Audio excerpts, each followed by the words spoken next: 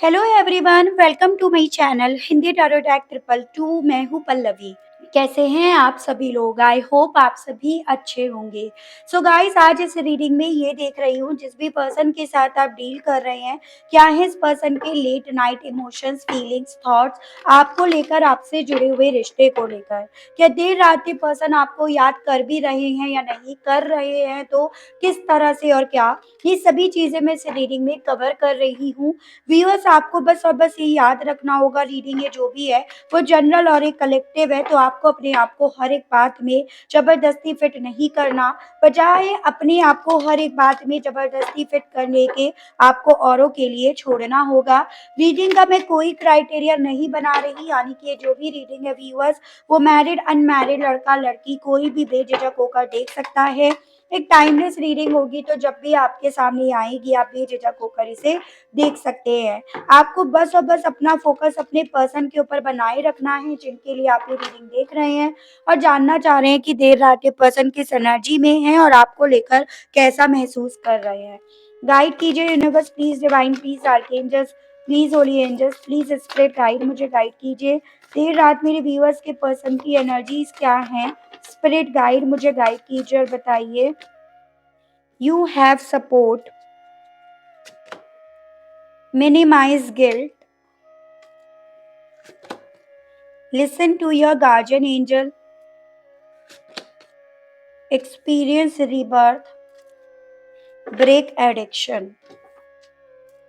Guide कीजिए universe, please divine, please archangels, please holy angels, please spirit guide, मुझे guide कीजिए। बताइए देर रात मेरे व्यूअर्स के पर्सन की एनर्जीज के बारे में बताइए। प्लीज स्पिरिट गाइड मुझे गाइड कीजिए। बताइए। वॉक अवे, फर्स्ट चक्र archangel Michael, the thinking women, man holding a coin, financial constraint. देखिए व्यूअर्स, मुझे ना यहाँ पर ये चांसेस दिख रहे हैं, आप जिस भी पर्सन के लिए रीडिंग देख रहे हैं, यहाँ पर ये पॉसिबिलिटीज है कि एक वक्त पे इस इंसान को जो एडिक्शन हो गया था ना, वो पैसे का, रुतबे का, पावर का, अथॉरिटी का, इन सब का एडिक्शन हो गया था। या ये कह सकते हो कि एक वक्त पे ये इंसान ना प्यार, इमोशंस, रिश्ते, इन सब की इम्पोर्टेंस समझने की, इनकी इम्पोर्टेंस करने के बजाय ये पर्सन पैसों के पीछे भाग रहे थे। फिर चाहे वो पैसा इस इंसान को किसी भी तरह से क्यों ना मिल रहा हो, किसी शॉर्टकट तरीके से मिल रहा हो, किसी तरह के सट्टेबाजी से मिल रहा हो, या फिर किसी से उधारी की लेकर इन्हें मिल रहा हो, लेकिन डेफिनेटली ये जो पैसा था ना, एक वक्त पे इस इंसान का एडिक्शन बन गया था। इन्हें ऐसा लगने लगा था जैसे मानो पैसे से ये पर्सन अपनी खुशियां खरीद सकते हैं, और उसी के चलते इस इंसान ने ना आपसे जुड़े हुए रिश्ते से वॉक अवे करना उचित समझा।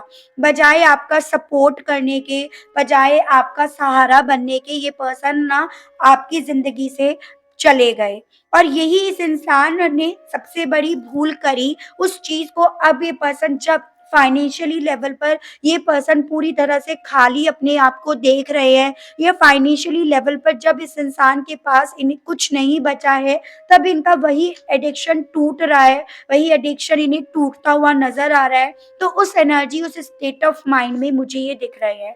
यानी कि सीधे शब्दों में मैं अगर आपसे कहूँ ना, तो यहाँ पर ये चीजें हैं कि एक वक्त पे पैसा कमाने के लिए इस इंसान ने, चाहे वो किसी भी तरह से मिल रहा हो, एक नया एक्सपीरियंस अपनी जिंदगी में लिया, और वो एक्सपीरियंस इनका शुरू हुआ आपकी जिंदगी से वॉक अवे करके।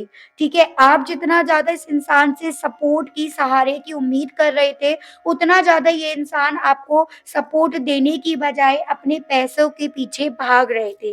लेकिन अब जब इस इंसान को फाइनेंशियली लेवल पर किसी तरह का भारी भरकम नुकसान पहुँचा है, किसी भी तरह से पहुँचा हो, ठीक है?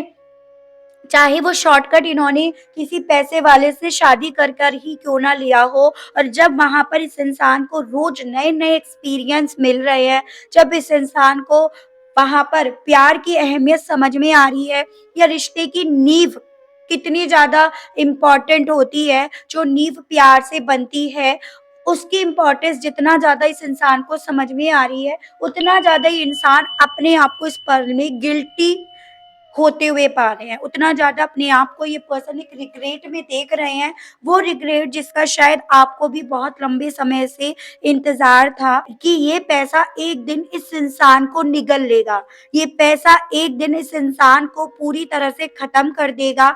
वही गिल्ट इस इंसान को इस वक़्त में हो रहा है और यही गिल्ट इस इंसान के उस एडिक्शन को तोड़ रहा है, उस सोच को तोड़ रहा है, जो सोच लेकर इस इंसान ने एक खूबसूरत रिश्ते तक को तोड़ दिया।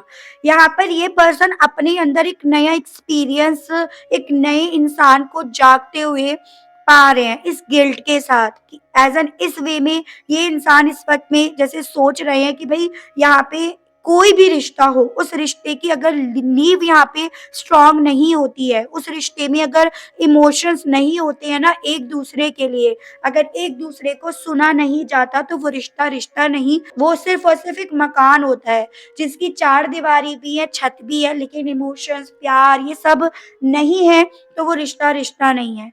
तो यहाँ पर पहली चीज़ तो ये इंसान ना बहुत ज़्यादा इस वक़्त में सोच रहे हैं, असल मायने में रिश्ता होता क्या है?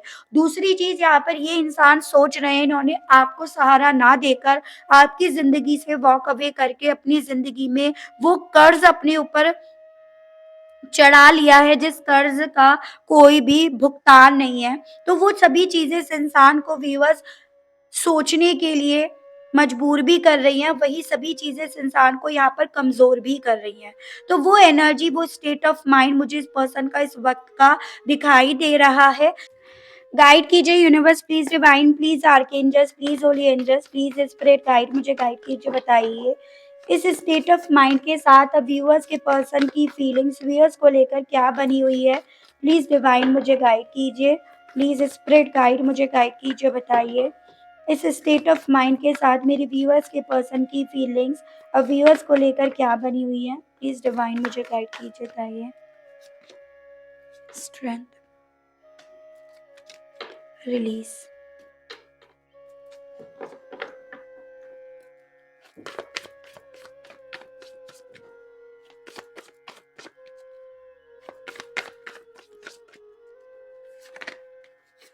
वॉक अवे तो भई यहाँ पे करा गया है, वही वॉक अवे इस इंसान के सुकून को इनसे छीने पड़ा है।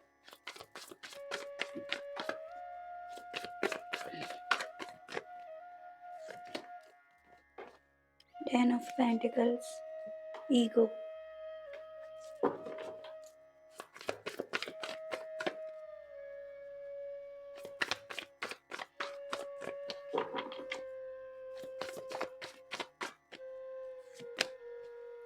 Two of swords, six of swords.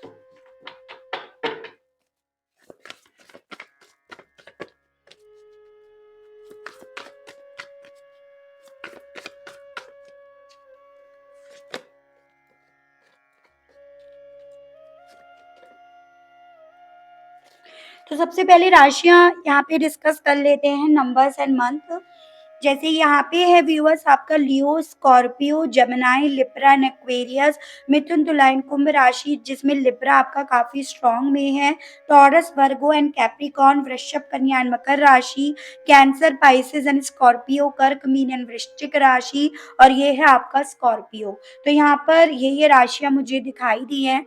Month wise अगर बात करी जाए तो यहाँ पे हो गया आपका 8 जो बहुत इम्पोर्टेंट है व्यूअर्स, उसके आगे आपका 11, 10, 12, 2, 6, 7 ये भी मुझे आपके लिए काफ़ी ज़्यादा ख़ास बनते हुए दिख रहे हैं।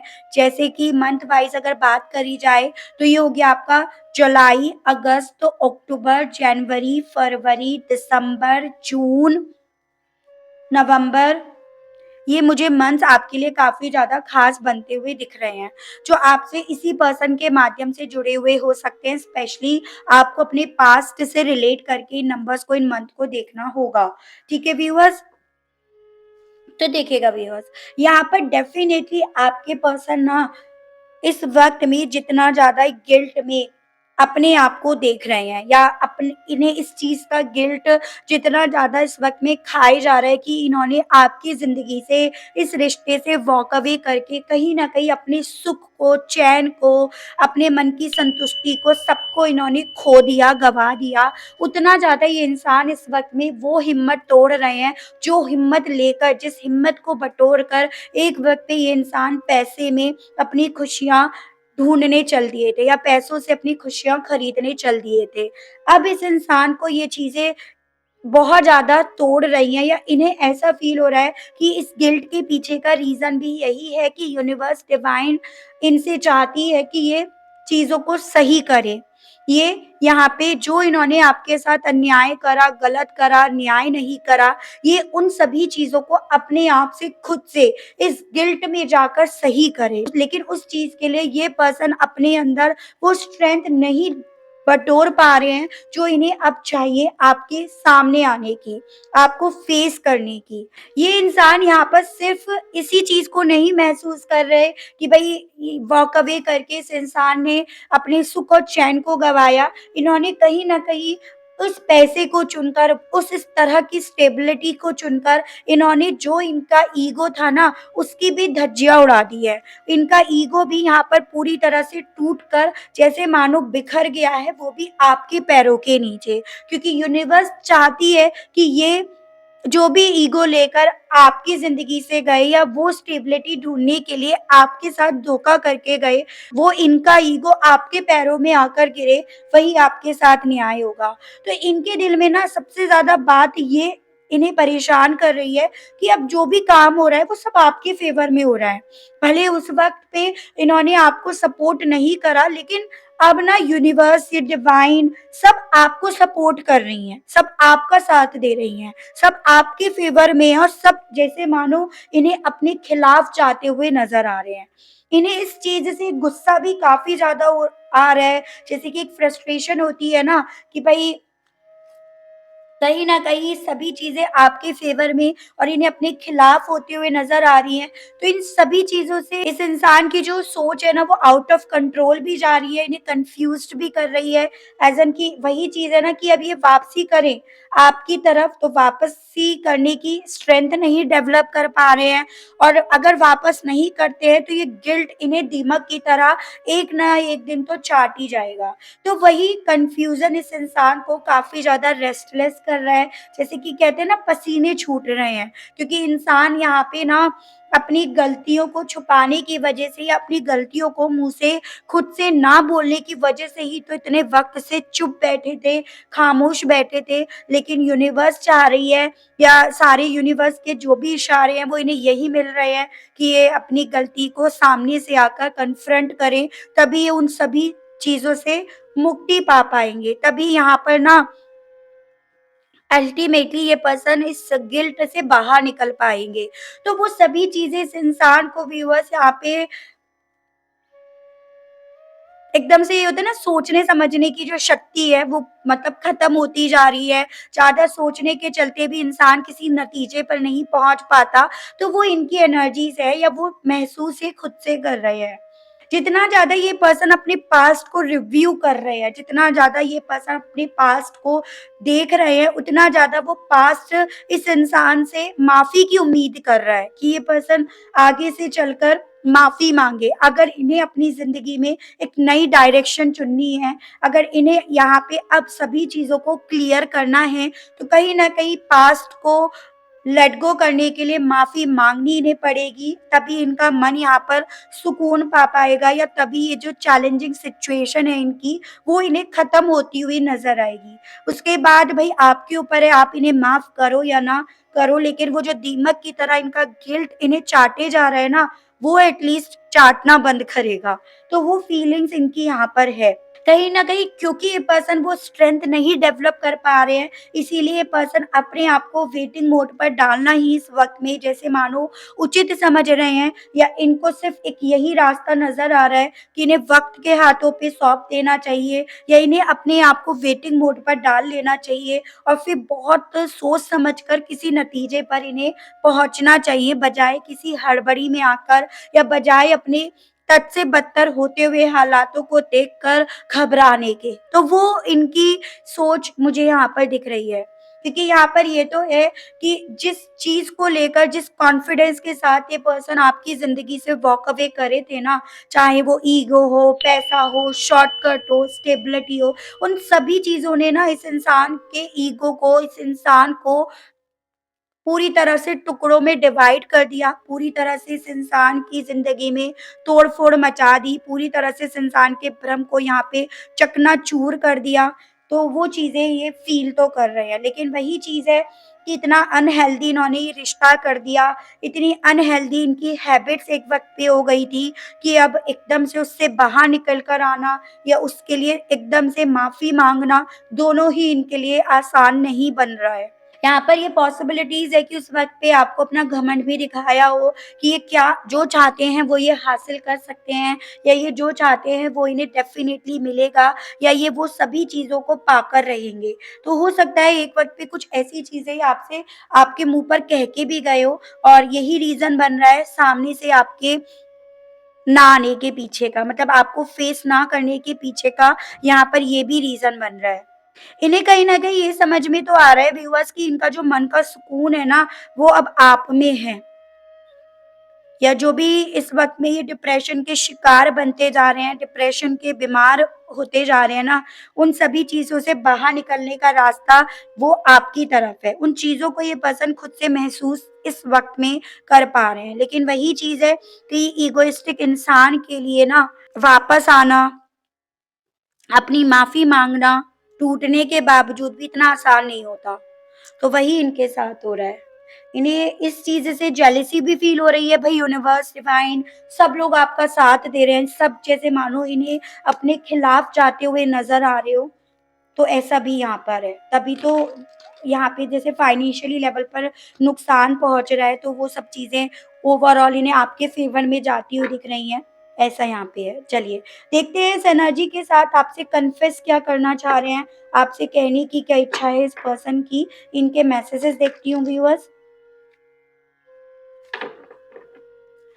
गाइड कीजिए universe please, divine please, archangels please, holy angels please, spirit guide मुझे गाइड कीजिए, बताइए इन सभी एनर्जीज़, इन सभी फीलिंग्स, इन सभी एहसास के साथ व्यूअर्स के पर्सन व्यूअर्स से कहना क्या चाह रहे हैं आप? मैसेजेस दीजिए व्यूअर्स के पर्सन के। I am afraid of you, तो भाई वही चीज़ मैंने आपसे बोली ना कि डर रहे हैं अब ये पर्सन आपसे, आपको फेस करने से, आपसे माफ़ी माँगने से, तो यही आपसे कहना चाह रहे हैं। I am depressed over you, जितना ज़्यादा ये पर्सन अपने बुरे हालातों को देख रहे हैं, उतना ज़्यादा इस इंसान को ये फ़ील हो रहा है जैसे मानो कि ये सब चीज़ें आपकी वजह से हो रही हैं। इन्होंने आपके साथ नहीं न्याय करा, या ये आपकी ज़िंदगी से बाहर क्या चले आए, अल्टीमेटली इनकी ज़िंदगी खराब हो गई। तो उन सभी चीज़ों को याद कर रहे हैं और आपसे रिलेट करके डिप्रेस्ड हो रहे हैं। I am not in love with you कहना चाह रहे हैं, यही बुरे हालात इन्हें ना आपसे और प्यार नहीं करवा रहे हैं, यही सभी चीज़ें और बाहर लेकर जा रहे हैं। मतलब एक ऐसी एनर्जी है जैसे ना छोटे बच्चे होते हैं, गलती करके भी माफ़ी नहीं माँगनी है, अपना और पिट के ही मारने हैं, है ना? तो वो एनर्जी है, जैसे वो होता है ना पिट-पिट के फिर बुलवाते हैं उनसे, सॉरी बोल दो भई, वरना और पीटेंगे और मारेंगे, तो वैसा काम कर रहे हैं ये। I do not miss you कहना चाह रहे हैं कि मिस नहीं कर रहे हैं, जबकि पता है कि मन का सुकून, चैन कहाँ है, वही चीज़ है। जैसे कहते हैं ना, नहीं मैं माफ़ी नहीं माँगूँगा, नहीं मैं माफ़ी नहीं माँगूँगी, वही कर रहे हैं। You are out of my league, इन्हें समझ में आ रहा है एक्चुअली में थिंग इज कि ओवरऑल आप इनके कंट्रोल से तो बाहर जा चुके हो। जितना पहले आप पर कंट्रोल कर लिया, आपके हक अपना जमा लिया, आपसे अपनी बात मनवा ली, वो सब भी अब इनके हाथ में नहीं है। वो भी अब रही सही जो थी वो भी चली गई, ऊपर से पैसा चला गया, घमंड चला गया, सुकून चला गया, स्टेबिलिटी चली गई, बचा क्या है भाई मेरे पास? बचा है तो माफ़ी माँगना, वो अपने बस की बात नहीं है। तो ऐसे स्टेट ऑफ माइंड में ये पर्सन है, ठीक है? चलिए ये देखते हैं यूनिवर्स, ये डिवाइन, ये एंजल्स आपसे क्या कहना चाह रही है। गाइड कीजिए, बताइए डिवाइन प्लीज़, होने एंजल्स प्लीज़, स्पिरिट गाइड मुझे गाइड कीजिए, बताइए इस कनेक्शंस को लेकर प्लीज़ डिवाइन गाइड कीजिए। इफ़ यू बिलीव, गाइड कीजिए, बताइए डिवाइन।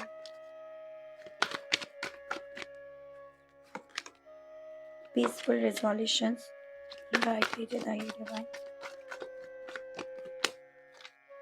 रिकवरी। देखो, आपसे ना यूनिवर्स यहाँ पर ये बोल रही है कि अगर अभी भी आप इस पर्सन पर भरोसा करना चाहते हो या अभी भी आपका भरोसा यहाँ पर टूटा नहीं है, तो आप यहाँ पर ना इस रिश्ते को एक मौका देने की सोचो। ठीक है? आप अगर हो सके तो अपनी तरफ से इस इंसान को एक मौका देने की कोशिश कर सकते हो, और अगर वहाँ पर चीज़ें पीसफुली हो जाती हैं, अगर ये इंसान वहाँ पर चीज़ों को फिर से रिकवर करने के लिए तैयार हो जाते हैं, कोई आउटकम बेसिकली मिल पाता है, तो आपको इस रिश्ते को मौका देना चाहिए। लेकिन अगर इन सभी चीज़ों से गुज़रने के बाद अब आपका भरोसा पूरी तरह से टूट चुका है और इसके चलते आपका जो सुकून है ना मन का, वो भी आपसे छिन चुका है, तो अभी आपसे यहाँ पर इस रिश्ते को रिकवर करने की बजाय अपने आप को रिकवर करने के लिए बोला जा रहा है, अपने आप को मौका देने के लिए बोला जा रहा है। सो डिसीज़न इज़ योर्स, आपका डिसीज़न है। जो आप चाहते हो वैसा ही यूनिवर्स आपको देगी। आप उसी हिसाब से अपनी सोच बनाओगे, उसी हिसाब से आपका नज़रिया बनेगा और उसी हिसाब से चीज़ें आपकी तरफ अट्रैक्ट होंगी। तो ये आपसे यूनिवर्स कहना चाह रही है। ठीक है व्यूअर्स? चलिए, लास्ट नॉट लीस्ट यहाँ पर देख रही हूँ आपके पर्सन या आपके नाम के बीच में जो भी लेटर्स आते हैं वो, ठीक है? और नंबर्स मंथ जो भी आएँगे वो भी देखा जाएगा। थोड़ा-सा शफ़ल कर लेती हूँ।